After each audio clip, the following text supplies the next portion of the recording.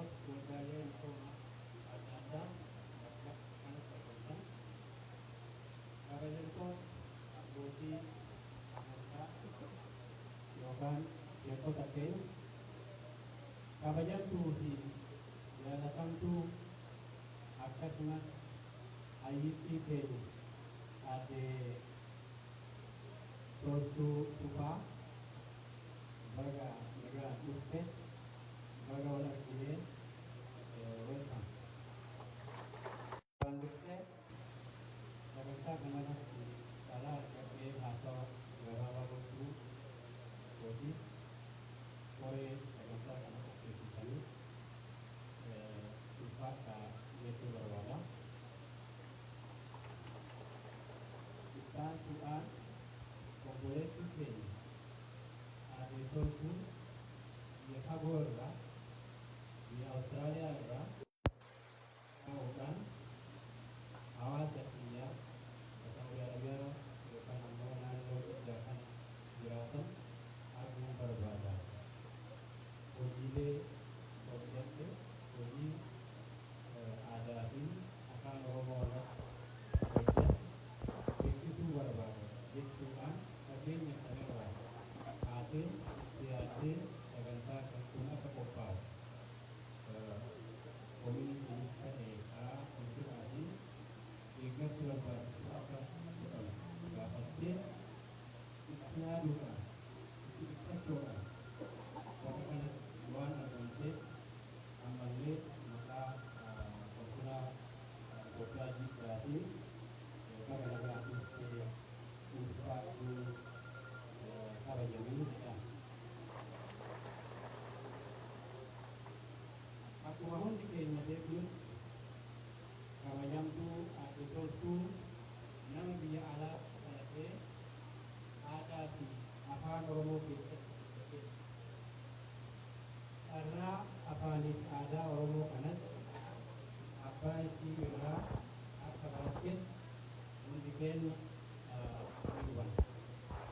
Kanaafuu abbaa yookaan ammoo haadha cimtuu qabaachuun carraa guddaadha. Asumaan obbo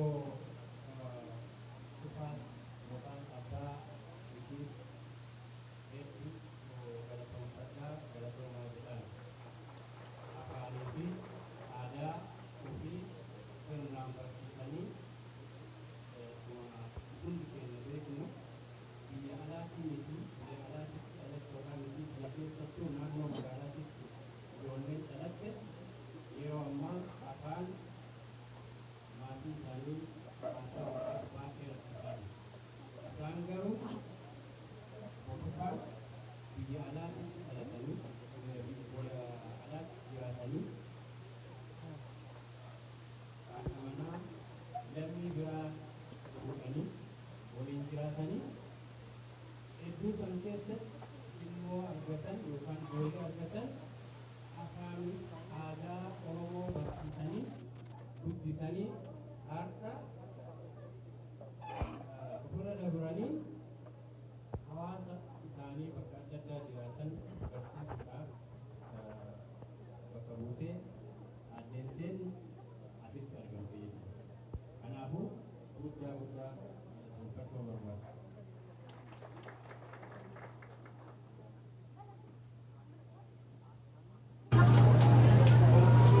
Kabajamtuu toltuun barsiistuu afaan Oromoo qofaa miti barsiistuu saayikooloojii ni barsiisti.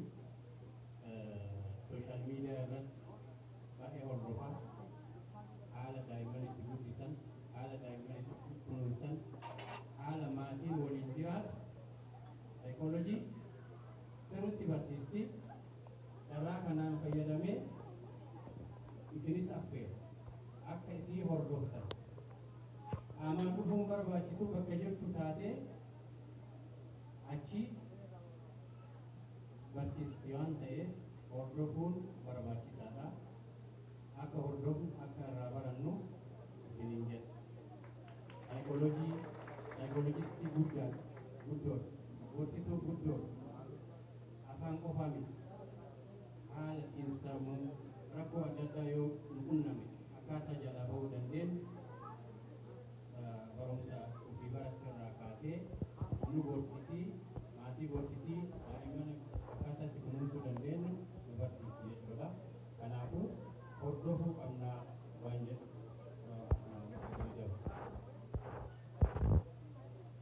hojiin isiin hojjettu kun akkuma beekamu afaan irratti aadaa irratti mootummaan Itoophiyaas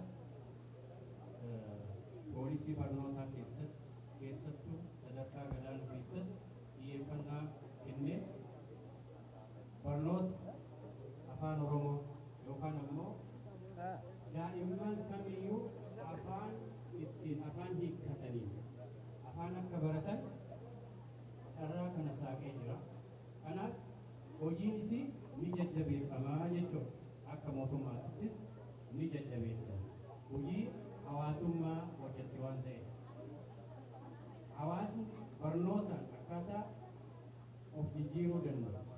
Daa'imman afaaniif aadaa maatii isaanii akkaataa itti qabatanii guddachuu danda'an irratti bal'inaan hojjetaa jirti waan ta'eef inni kun sadarkaa mootummaatiif waan jajjabeeffamu jabaadhuu nus akka mootummaatiif cinaa jirraa jechuun barbaada.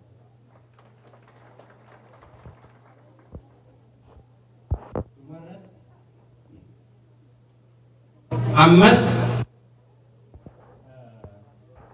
hojiin kan kee kun barreessuun kan kee kun qalamni kan kee dingoogini kitaabilee hedduu barreessii hawaasa kan kee biraa gahii ulfaadhuu kabajamii hin jedha galatoomaa.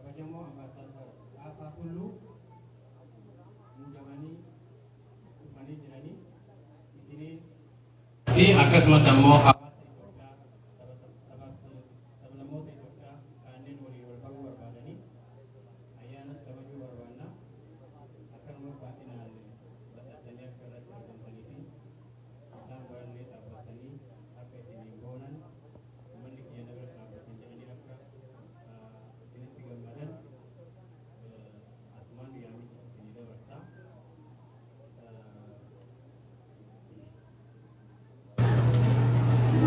Jadi, kalian masih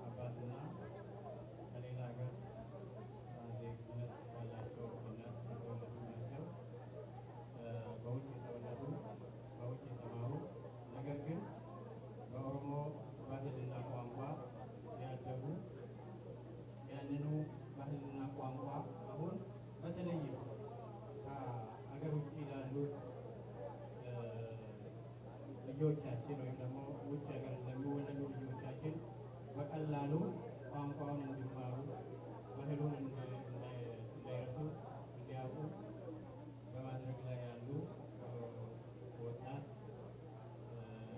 ምሁር ናቸው። ከቋንቋው በተጨማሪ የሳይኮሎጂ ትምህርትም የተማሩ በመሆናቸው በዛው ሙያ ከፍተኛ ሙያዊ ድጋፍና ምክር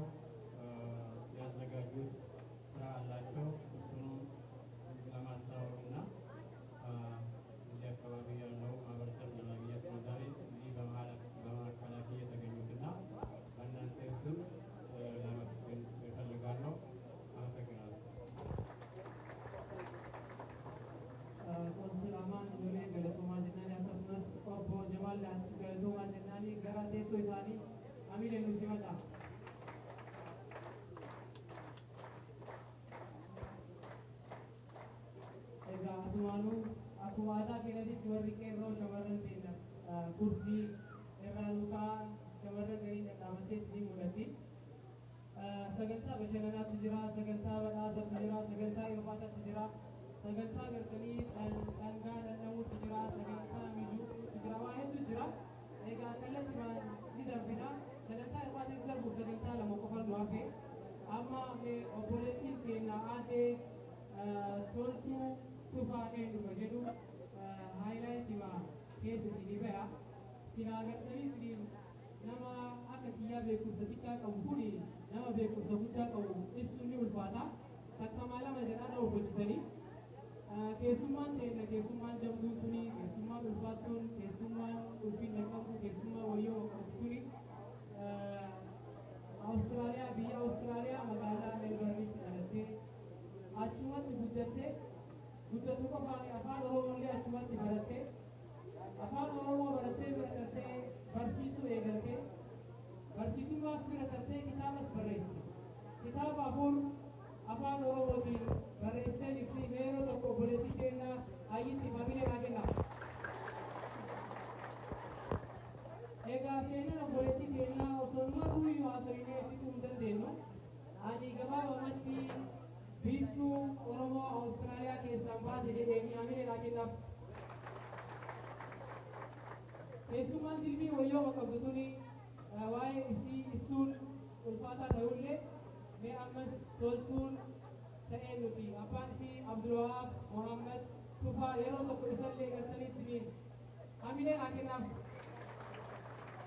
Intala akkanaa ilma akkanaa namaa gumaachuun waan guddaadha. Ilmi yookiin intalti abbaa bira yoo tarte abbaan ebaluu lama dhalatee jedha hawaasni. Yoo immoo ilmi dhalateetiin abbatti qixxaa'e abbaan ebaluu bakka of buusee jedha. Yoo immoo ilmi dhalatee abbaa hanqate immoo eegukkune abbaan ebaluu bakka ilma argannee jedha. Akkasanii obbo Abdulwahaab Muhammad Tufaa lama dhalatanii ammallee yeroo tokko hamilee kennaaf.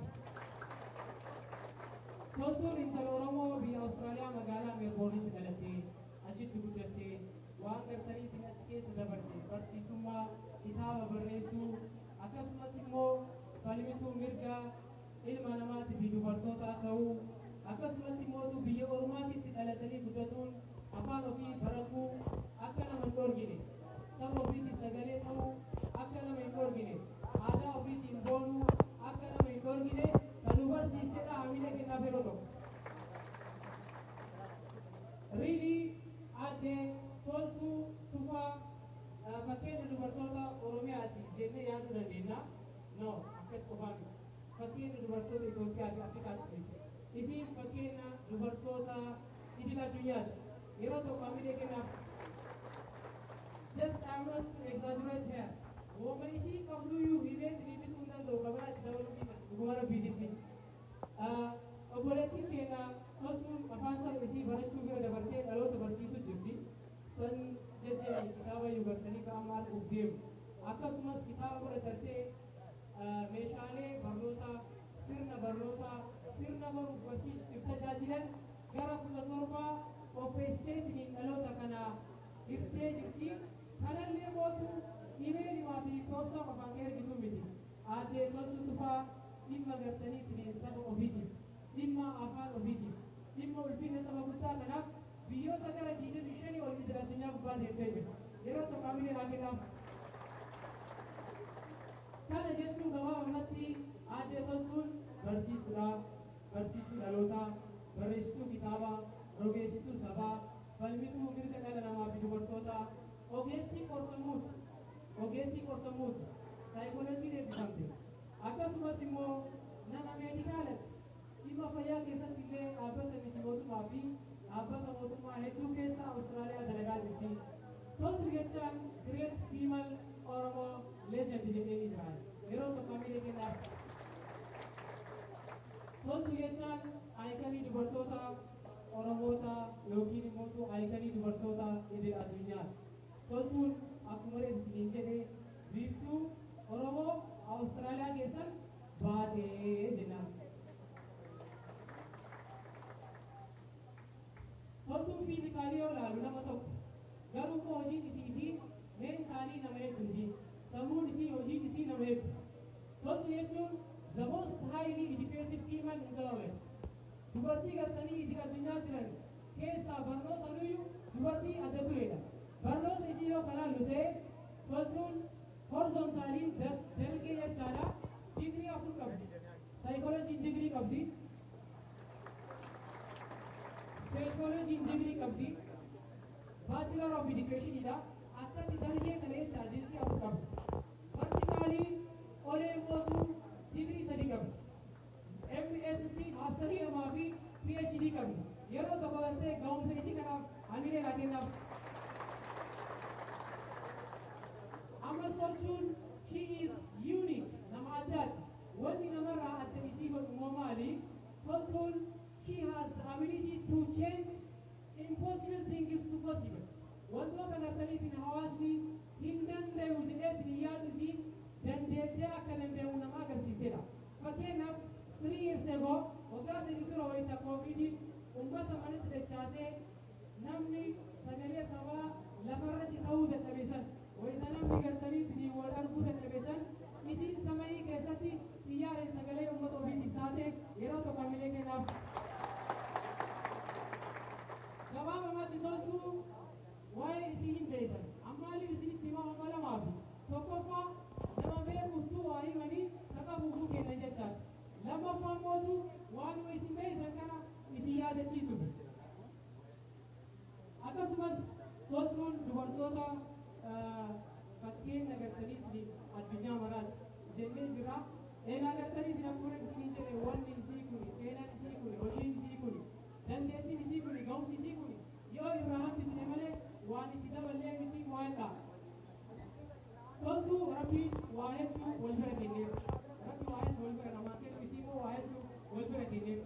Toltuun ga'umsa yookiin kompiitensii addaa qabdi. Ga'umsi isii kun immoo naawulajii beekumsaan akkasumas iskiil ogummaadhaa fi beekara gaarii jechaan amala gaarii kan guutamedha. Rabbi nu keessaa tursiisu maashaallah jedhaan waan isii kennee rabbi siraa fudhate. Tolchuun haadha ilmaanii ta'uun akka gartaniitiin aadaa ofiin calaqqisiisu. Akka afaan ofiin baratu. Akka afaan ofiitiin hin barsiisu isii dhorku. Isiin haadha ilmaaniiti. Ilmaan isii wajjin rabbi haa kaa'u ammallee gartaniitu waa'ee godhaa fi maashaallah jedhaa ilmaan wajjinu. Kanuma wajjinu haadha ilmaanii taatee waa hedduu saba keenyaa baate waa hedduu saba keenyallee taate. Fakkeenyaaf she was the first female chairperson of Austral Oromo community in Victoria. Kunillee gartaniitiin akkan wajjinu jechaadha. Community Oromo keessatti waggaa gara 15tiif tajaajilaa turte hamilee haa kennaaf. Sankofaa miti tolchuun she founded Afaan Publication Project. Projektii Afaan Publication ka jedhu namni gartaniitiin oome adda durummaan isiidha. She is the founder of Afaan Publication. Hamilee haa kennaaf. Sankofatti dhaabame Chief Executive Director of Afaan Publication. Ammallee Chief Director illee isiidha. Hamilee kennaaf.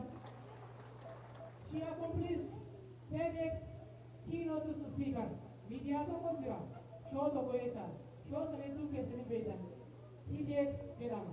Hordoftoota miliyoona 20 ol qaba.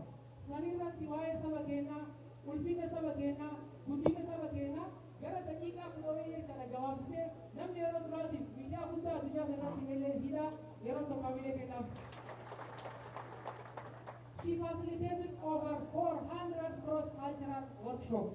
Ammallee gartaniitiin aadaa keenya irratti rarra'ee akkasumas falaasama keenya irratti rarra'ee duudhaa keenya irratti rarra'ee wantoota 400 ol tashoo gootedha hamilee kennaaf.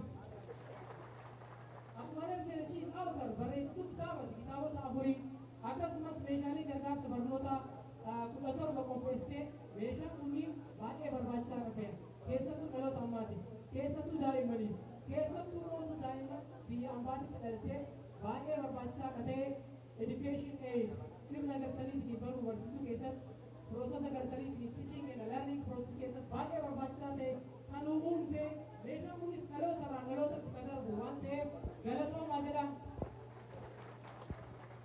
Ammas board memberii Australian government fi non-government hedduu keessa jirti. Cross cultural consultant lecturer of adult Isin focus irratti gootu ammas namoota ga'eessota leeyyii irratti illee focus ni gooti. Daa'imman qofatti hin dhiisne warra guurdallee fudhatee jirti hamilee kennaaf. Ammas education school project coordinator qindeessituu galtaniitiin manneen barnoota gara garaati ammallee hamilee kennaaf. Egaa waa'ee tolchee yoo kaasuuf taate asumatti nutti bariiti. Kanaafuu bahara keessaan baane daakuu waan nama dhibuuf ammaan asumatti qaaba.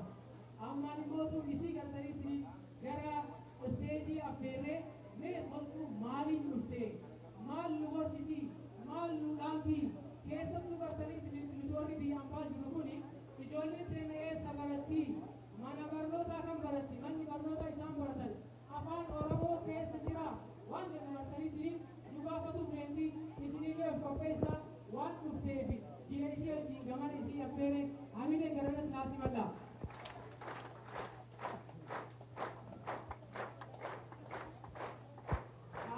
Tolchuu Abdurrahman Muhammad Tufa gamana nasimata.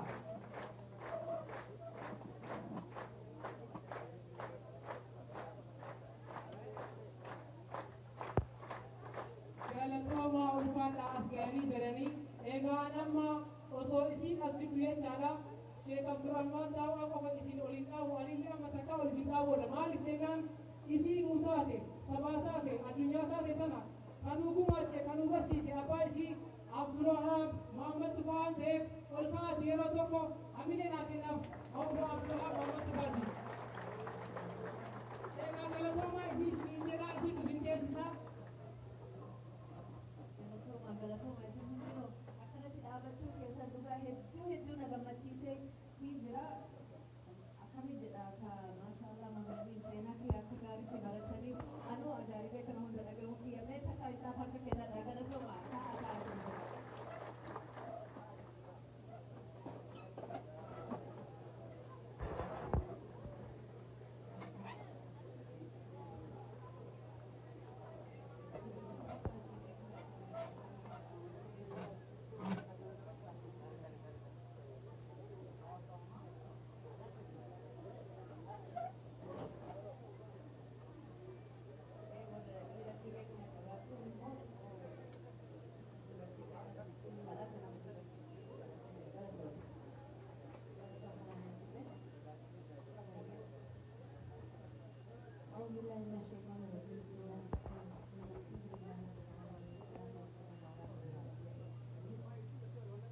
السلام عليكم.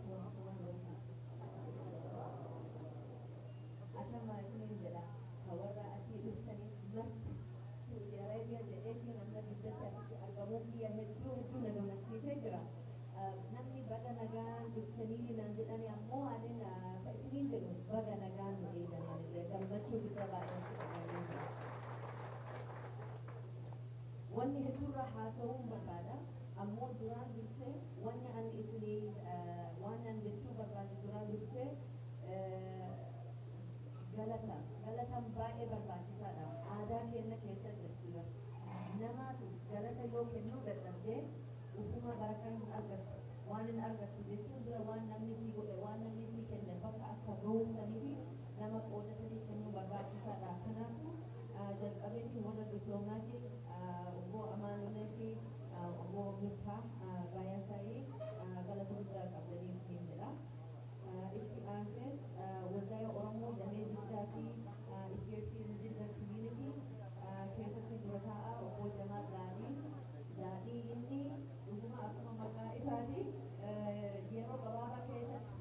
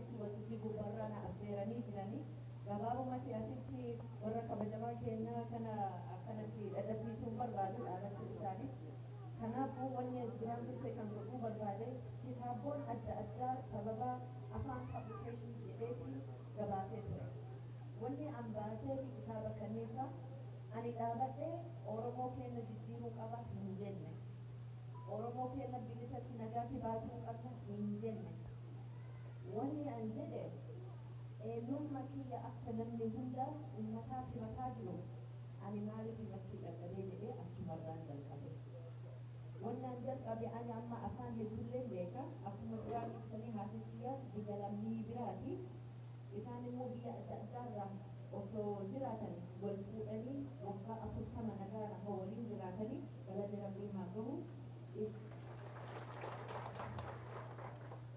anka arge namni kunoo kan biyya lammii adda addaarraa akka tahan akka nagaan waliin jiraatan mana san keessatti akka waan guddifadheef jecha abdii guddaa qabadha uummata hundaatu muuxannoo ofii yeroo eegaleetiin jechuudha afaan turkii yeroo baradhe fuula mara yeroo deemu waan babbareedaa naaf fidan fuula arabii afaan arabii qur'aana yeroo nu barsiisan akkasumas babbareedaa itti fakkaatu qabaa turre ka oromoo immoo ka turkii fi arabii caalaa dabalataa waan ajaa'iba keessa baradhee ammoo yeroo kitaabaa fi maali isaanii yeroo argu walitti simsiisuu dandeenya akkamitti waan an jaalladhu kana akkamitti arguu dadhabee jedheetiin achumarraa jalqabeetiin kitaaban kanneen ka'ama asii qabu kennaa jedheetiin isinii kennuu barbaadaa gara hawaasaatti jechuudha kitaaba kanneen kaa yeroo an eegale dura qubee afaan oromoo barsiisuu qaba jedheetiin waan hedduu godhuu qaba jedheetiin ana osoo hin jedhin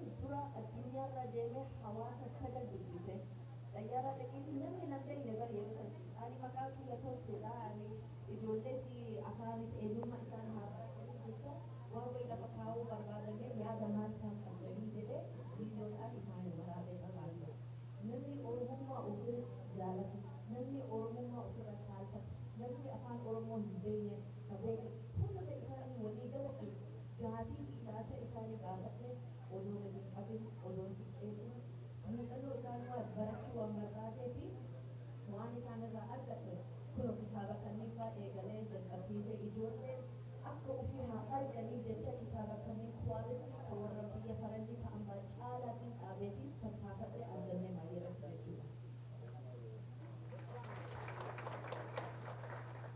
ammoo yeroo tokko namni barumsa yeroo qabaatan fakkaatun rakkoo birallee ni mala maaliif barumsa jechuun beekumsa kana yuunivarsiitii qofa osoo hin ta'in aadaa keenya keessatti hayyoonni hedduu qabna ka barumsa caala keessi caala beekumsa qabu waan akka qabnee jecha isaanitti garsiise keessattuu namichi jaartii tokko agarsiisee kitaaba kanatti baay'ee gammachuu akka irraan qabaannee naaf ibsite kitaabni kun nu balleessuu deemaa jira naan jette nu gadi qabuu deemaa jira jette jennaan konfiizi ta'e namni bar isitti aala akkamitti jettee akkana toltu hin ta'ii waan isin jettu asitti maquu naan jedhan jenne no dhaga'uu qaba maaliif akka jettee jedhee gaafannaa toltuu jette kitaaba kanneen kan qubee ati jettu bar nuti qubee hin baranne ammoo afaan kana sirrii dandeesna amma ijoollee kiyya kana kitaaba kana hoonaa dubbisi yoo naan jedha bakka nama barumsa hin qabne na jettee jirtaa jettee namichi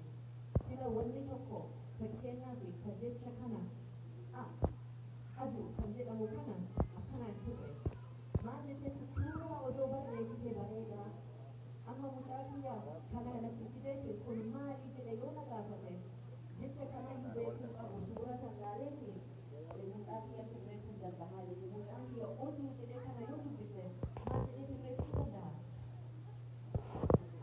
adu jedhanii sirreessuu kana qubee beekuun barbaachisuu jennaani sababa isiitiin jecha suuraa gara 2,000 waliin qabsiisee kitaaba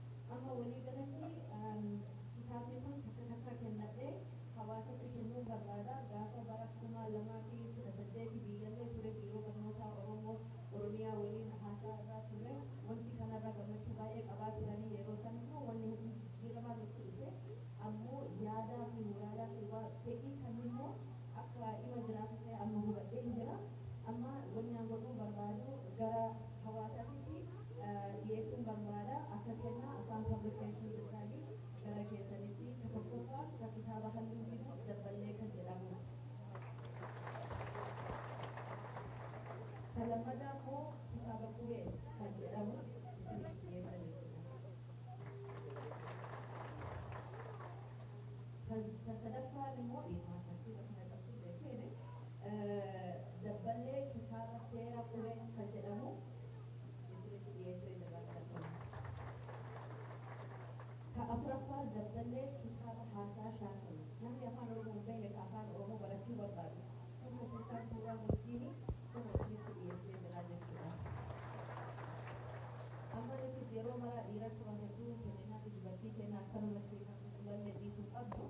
Dubartii keenya ijoollee keenya waan guddisanii jecha waan tapha ijoollee waan ija ijoollee dura ijoollee harkisu. Wanti kun tokko tapha qubee kan jedhamu asitti kunu kuni kan aduu. Baammoo kan bofaa. Akka kan jennee qaamuu fakkiin so wanni kan ijoollee hawaasaa sochii walii galatti isinitti dhiyeessee jira akka hawaasa. Dacha'aan immoo tapha lakkoofsa kan jedhamu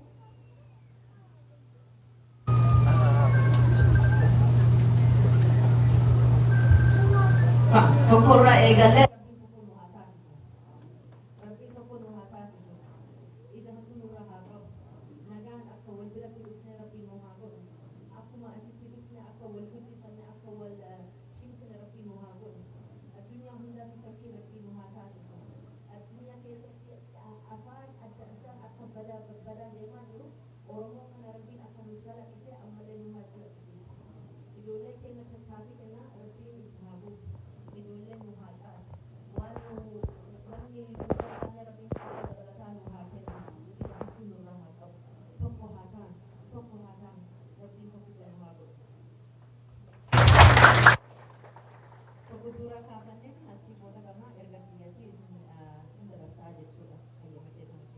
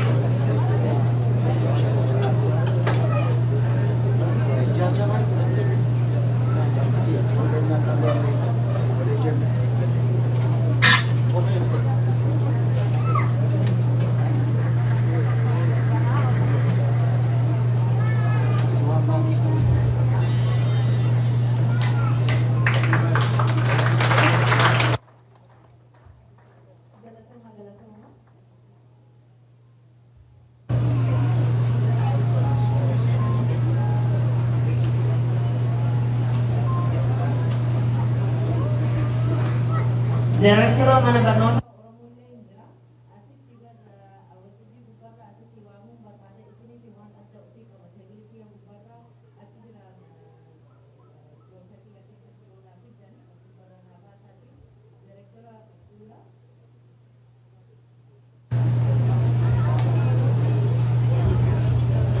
Director School. Abdi Abbaa Fookii, kabajamoo Abdi Abbaa Fookii. Yeroo tokko asitti argama. Amilee nu simadha. Directeera mana barnootaati. Namni osoo barsiisaan ta'in directeera ta'u. Barsiisan immoo abbaa. Hangafni barsiisan immoo directeera.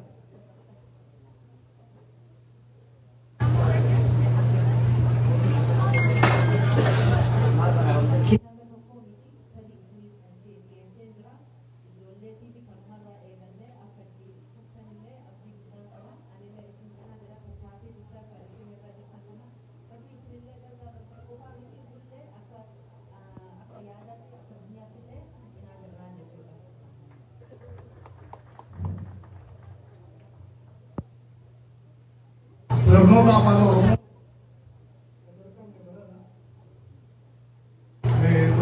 afaan tokko kan jalqabame barana.